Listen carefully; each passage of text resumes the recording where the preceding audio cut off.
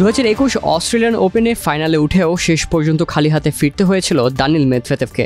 এবার সে দুঃখ ভুলে বছরের প্রথম গ্র্যান্ড স্ল্যামটা নিজের করতে চেয়েছিলেন রাশিয়ান এই টেনিস তারকা। তবে হয়েছে তার উল্টো, দ্বিতীয় রাউন্ডের অস্ট্রেলিয়ান ওপেন থেকেই বিদায় নেন তিনি। এই কষ্ট ভোলার আগেই সাজার মুখে পড়তে হয়েছে মেদভেদেভকে।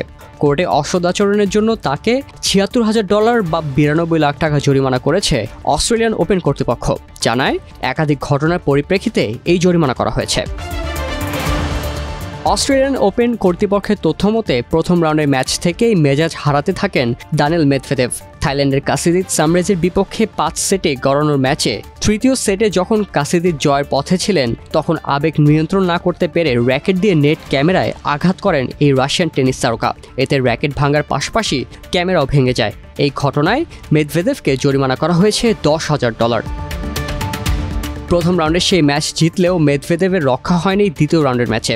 19 বছর বয়সী লানার টিয়েনের কাছে 3-2 সেটে পরাজিত হন রাশিয়ান এই টেনিস তারকা। এই ম্যাচ চলাকালে মেজাজ হারিয়ে একসময় বিজ্ঞাপনী বিলবোর্ডের দিকে র্যাকেট ছুঁড়ে মারেন তিনি।